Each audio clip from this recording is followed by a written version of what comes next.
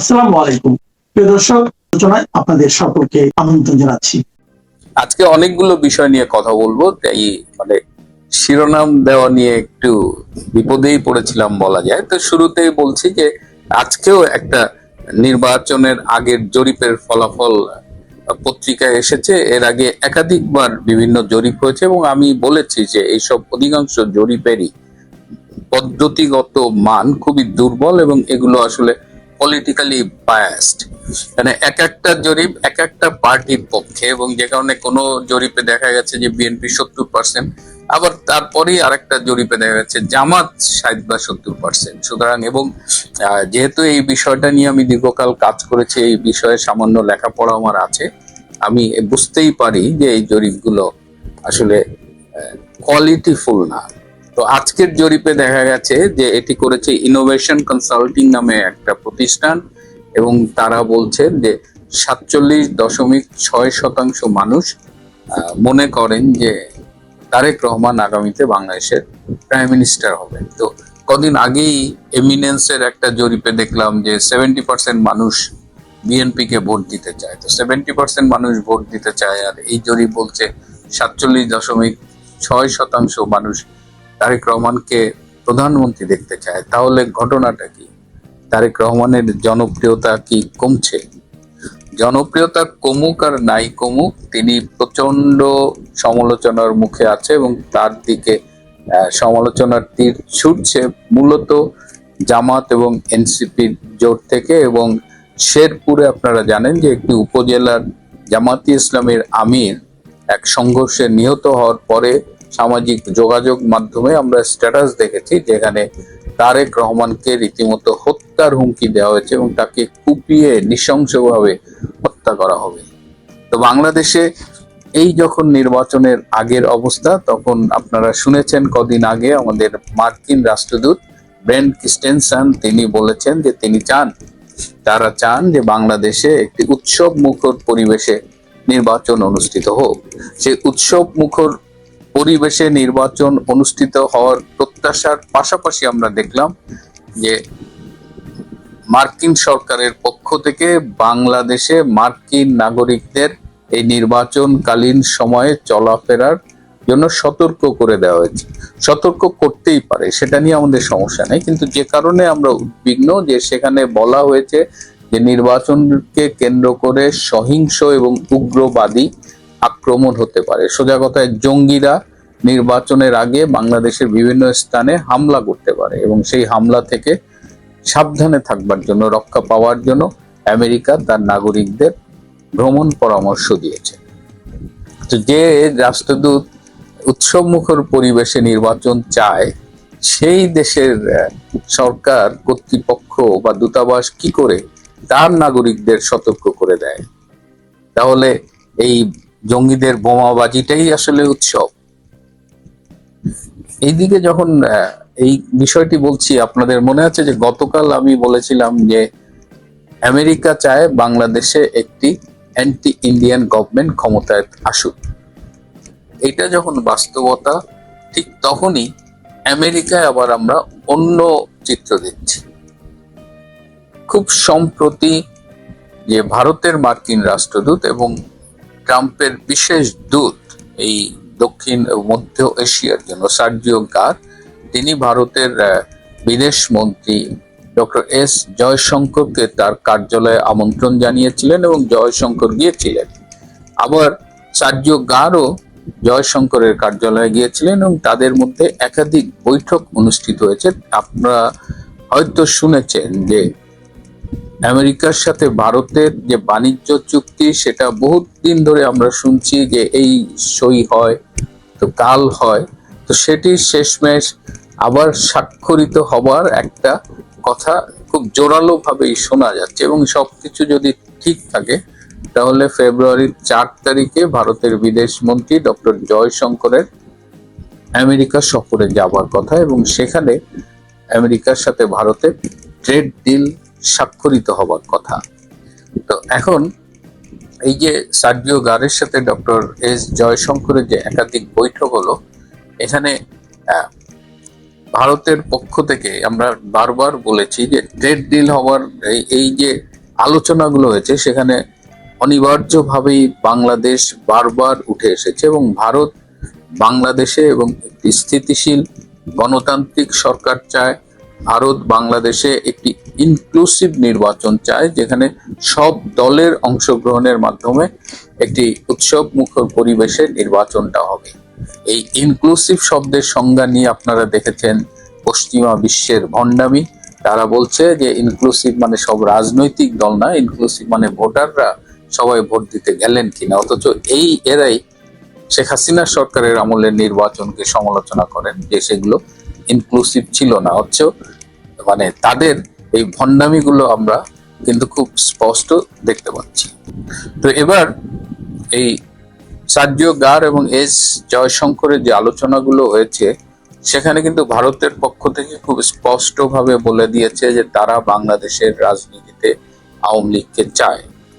তারা যেমন একটা গণতান্ত্রিক স্থিতিশীল বাংলাদেশ চায়, তেমন বাংলাদেশ আওয়ামী লীগকে তারা চায় এবং খুব স্পষ্টভাবে ভারতের পক্ষ থেকে জানিয়ে দেওয়া হয়েছে যে বাংলাদেশ আওয়ামী লীগ তাদের দীর্ঘদিনের পরীক্ষিত বন্ধু এবং বাংলাদেশ আওয়ামী লীগ একটি গণতান্ত্রিক সংগঠন এবং বাংলাদেশ আওয়ামী লীগ ক্ষমতায় থাকাকালীন এই বাংলাদেশ এবং ভারত এই অঞ্চলে জঙ্গিবাদ, সন্ত্রাস এগুলো নিয়ন্ত্রণে ছিল।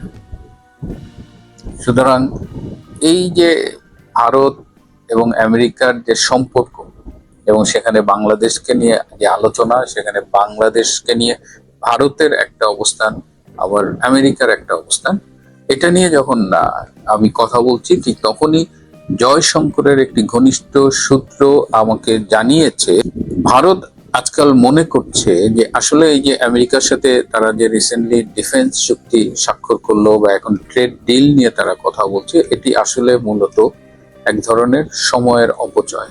তারা মনে করে যে আমেরিকা একই সাথে একই বিষয়ে দুই তিনটা অবস্থান নিয়ে এগোয়। তারা একদিকে ভারতের সাথে এক কথা বলে, তারা একদিকে বাংলাদেশের সাথে আর এক কথা বলে, তারা অন্য কোথাও গিয়ে আর এক রকমের কথা বলে। সুতরাং আমেরিকাকে তো এই সময়ে নতুন করে চেনা হলো। আমেরিকার সাথে এই সম্পর্ক বা বিভিন্ন চুক্তি করে সময় নষ্ট করাটা ভারত আর খুব ভালো কিছু একটা মনে করছে না। এবং ডিফেন্স চুক্তিতে যেটা বলা হয়েছিল যে ইন্দো প্যাসিফিক রিজিয়নে আমেরিকার সাথে ভারত মিলে মিশে একসাথেই নিরাপত্তা এবং স্থিতিশীলতা নিয়ে কাজ করবে। এবং আমরা অনেকবার বলেছি যে ভারতের চোখ দিয়ে আমেরিকা বাংলাদেশকে দেখবে। তো ভারত এই জায়গাগুলো এখন রিয়েলাইজ করছে এবং ভারত মনে করে যে ইন্দো প্যাসিফিক অঞ্চলের শান্তি, নিরাপত্তা, স্থিতিশীলতা এগুলো নিয়ে আসলে আমেরিকার সাথে আর কাজ করবার কিছু নেই। তারা তাদের মতো করে তাদের মিত্রদের নিয়ে, অন্যদের নিয়ে কাজ করবে, কিন্তু আমেরিকার সাথে তারা এই বিষয়টা নিয়ে আর জোরাজুরি করতে চায় না। এই ডক্টর জয়শঙ্কর এবং সার্জিও গারের এই একাধিক বৈঠকের ফলে যে গুঞ্জনটি এখন আবার ডালপালা মেলছে সেটা হলো, তাহলে কি এই যে 12ই ফেব্রুয়ারি যে নির্বাচনটি হবার কথা সেটা কি অনুষ্ঠিত হবে? কারণ এরকমও হতে পারে যে নির্বাচনের ঠিক 4-5 দিন আগে নির্বাচনকে স্থগিত বা বাতিল ঘোষণা করা হলো। সেই আলোচনাটা ওঠার পাশাপাশি এটাও শোনা যাচ্ছে যে আগামী 7-8 দিনের মধ্যে এমনও হতে পারে যে ডক্টর ইউনূসকে সরিয়ে একটা নতুন তত্ত্বাবধায়ক সরকারকে আনা হলো এবং যাদের অধীনে নিকট ভবিষ্যতে একটি ইনক্লুসিভ নির্বাচন হবে। এই গুঞ্জনটি যখন ভেসে বেড়াচ্ছে ঠিক তখন আজকে একটা খবরের প্রতি আমার দৃষ্টি আকর্ষিত হয়েছে। আমি খুবই অবাক এবং ব্যথিত হয়েছি যে আপনারা জানেন যে যখন যে সরকার ক্ষমতায় থাকেন সেই সরকারের প্রধানমন্ত্রী বিশেষ করে তার অফিসে বা বাসস্থানে সরকারের পক্ষ থেকেই, সরকারি প্রতিষ্ঠানের পক্ষ থেকে খাবার সরবরাহ করা হয়। যেমন গণভবনে বাংলাদেশ পর্যটন কর্পোরেশনের অধীন হোটেল অবকাশ থেকে খাবার যেত এবং শেখ হাসিনা যখন প্রধানমন্ত্রী ছিলেন তখন গণভবনে এই খাবারগুলো যেতেন। কিন্তু আমরা পত্রিকায় দেখলাম যে শেখ হাসিনা যখন প্রধানমন্ত্রী ছিলেন তখন গণভবনে যেটা হয় যে এই বিলগুলো বাকি থাকে, পরে আবার সরকারের পক্ষ থেকে দেওয়া হয়। তো শেখ হাসিনার আমলে প্রায় 2.5 কোটি টাকার বিল বাকি পড়েছে। বর্তমান ইউনূস সরকারের আমলেও 43 লাখ পাঁচ টাকার খাবার বিল কিন্তু হোটেল অবকাশের কাছে বাকি রয়েছে। এখন স্বভাবতই প্রধানমন্ত্রী থাকাকালীন গণভবনের যে খাবার বিল সেই বিলটির সরকারের কোষাগার থেকে যাওয়ার কথা, কিন্তু ডক্টর ইউনূস এই বিলটি আটকিয়ে দিয়েছে।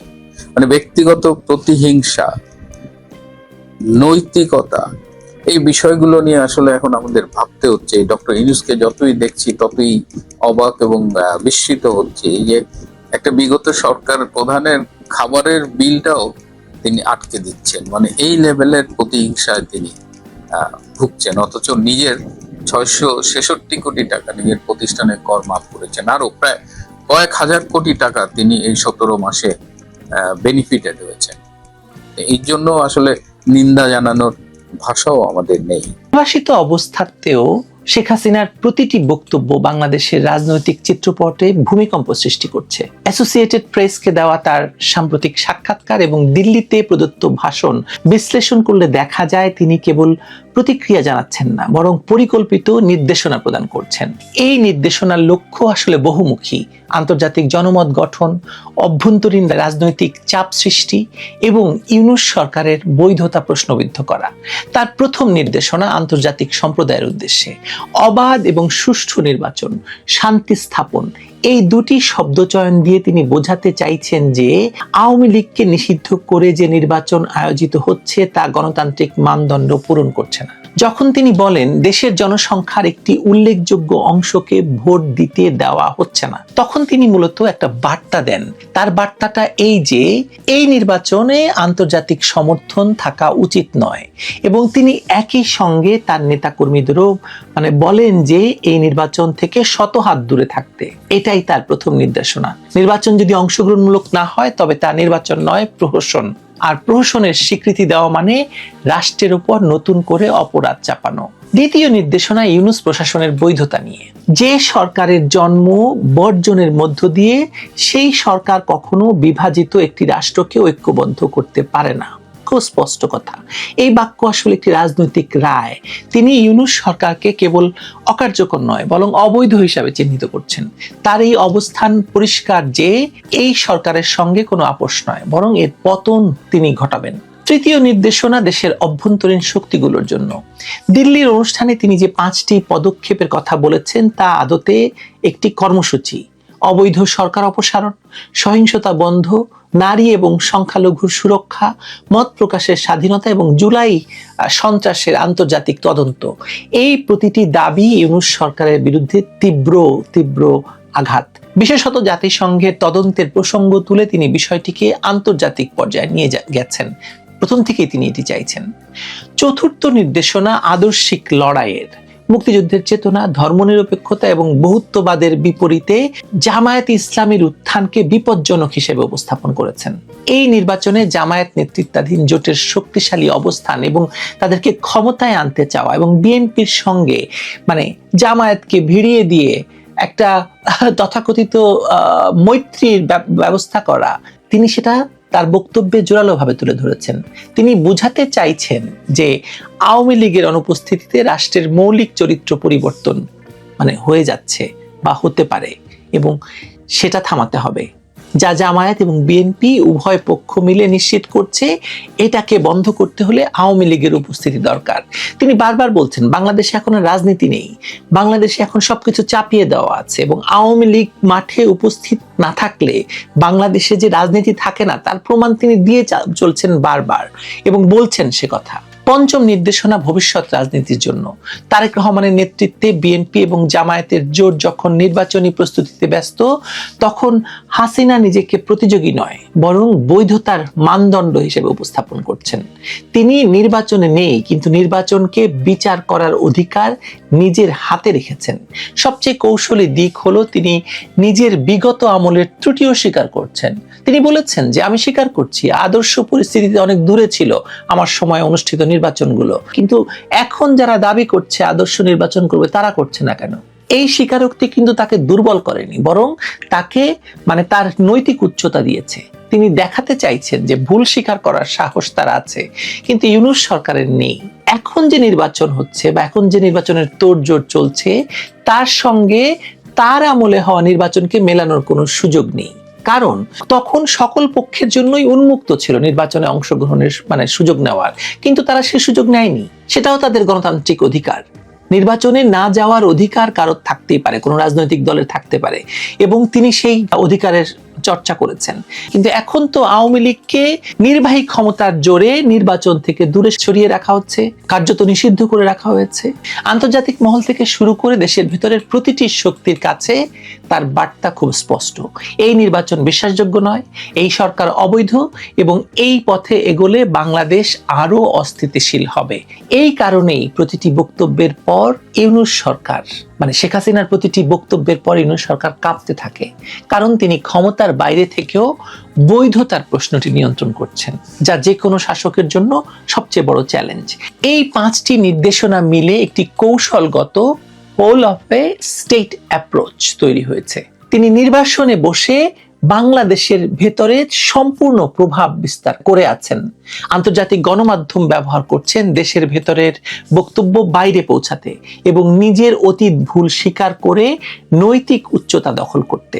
এই 3টি কাজ একসঙ্গে করতে পারলে কেবল রাজনৈতিক নেতাই নয়, রাষ্ট্রনায়ক হওয়া যায়। এবং শেখ হাসিনা তো আসলে একজন রাষ্ট্রনায়কই। শেখ হাসিনা এখন সেই অবস্থানে আছেন, ক্ষমতার বাইরে থেকেও তিনি ক্ষমতার ভাষা নির্ধারণ করছেন। ইউনূস সরকারের সমস্যা হলো তারা এই ভাষার প্রতিক্রিয়া জানাতে গিয়ে আরো দুর্বল হচ্ছে। তারা যখন বলছে হাসিনার বক্তব্য বাংলাদেশের অভ্যন্তরীণ বিষয়ে হস্তক্ষেপ, তখন তারা আন্তর্জাতিক মহলে নিজেদের অসহায়ত্ব প্রকাশ করছেন। বর্তমান সরকার, ইউনূসের সরকার প্রত্যর্পণ চুক্তির কথা বলে হাসিনাকে ফেরত চাওয়া আর সঙ্গে সঙ্গে তার বক্তব্য নিয়ে আপত্তি করা, এই দুটি জিনিস আসলে পরস্পর বিরোধী। তুমি যদি তাকে ফেরত চাও তবে তার বক্তব্যকে গুরুত্ব দেওয়া মানে দিচ্ছ, তাই না? আর যদি তার বক্তব্য গুরুত্বহীন হয় তবে ফেরত চাওয়াটা অর্থহীন। এই দ্বিচারিতা ইউনূস সরকারের নৈতিক ভিত্তিকে একেবারে দুর্বল করে দিয়েছে। সবচেয়ে বড় কথা হলো শেখ হাসিনা কথা বলছেন কারণ তিনি জানেন তার কথার শ্রোতা আছে। আমরা জানি প্রথম দিন শেখ হাসিনার যে বক্তব্য, সেটাতে 11 কোটি মানুষ সেদিনই দেখেছে, এবং তারপর থেকে পর্যন্ত সব মিলিয়ে প্রায় 30 কোটি মানুষ শেখ হাসিনার বক্তব্য দেখেছে, শুনেছে। দেশের ভেতরে কোটি কোটি কর্মী এখন তার অপেক্ষায় আছে।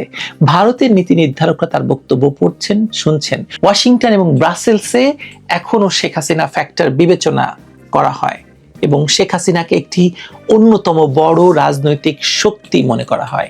এই বিশ্বাসটি তার সবচেয়ে বড় রাজনৈতিক মূলধন, আর এই মূলধন তিনি এখন খরচ করছেন একটি নির্বাচনকে অবৈধ ঘোষণা করতে, একটি সরকারকে অচল করতে, এবং একটি ভবিষ্যৎকে নিজের নিয়ন্ত্রণে আনতে। সুতরাং শেখ হাসিনার নির্বাচনী বক্তব্য কোনো বিদ্রোহীর আত্মনাদ নয়, এটি একটি রাষ্ট্রনায়কের নির্দেশনা, যিনি ক্ষমতার বাইরে থেকেও জানেন কিভাবে ক্ষমতাকে প্রশ্নবিদ্ধ করতে হয়, নিয়ন্ত্রণ করতে হয় এবং আদায় করতে হয়। তিনি বলেছেন এই নির্বাচন মানে ভবিষ্যৎ অস্থিরতা, এই সরকার মানে অবৈধতা, এবং এই পথে গেলে বাংলাদেশ আর বাংলাদেশ থাকবে না।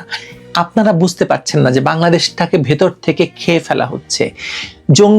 জঙ্গিদের ছেড়ে দিয়ে বাংলাদেশকে এমন জায়গায় নিয়ে যাওয়া হচ্ছে যে বাংলাদেশকে সেখান থেকে 10টা হাসিনা এসেও ফেরত আনতে পারবে না। তার আগেই শেখ হাসিনা বাংলাদেশকে ফেরত আনার চেষ্টা করছেন, মুক্তিযুদ্ধের বাংলাদেশকে ফেরত আনার চেষ্টা করছেন। এটি একটি সতর্ক বার্তা, একটি রোড ম্যাপ এবং একটি রাজনৈতিক ফতোয়া বলতে পারেন, যা কেবল বলা হয়নি, বাস্তবায়নের পথও শেখ হাসিনা স্পষ্ট নির্দেশ হিসেবে দিয়ে দিয়েছেন। আপনারা নিশ্চয়ই বুঝেছেন শেখ হাসিনার বক্তব্য, আর যদি না বুঝে থাকেন বারবার শুনুন এবং ছড়িয়ে দিন। শেখ হাসিনা নির্দেশ দিয়েছেন এই নির্বাচন বয়কট করার জন্য, বর্জন করার জন্য। ভালো থাকবেন।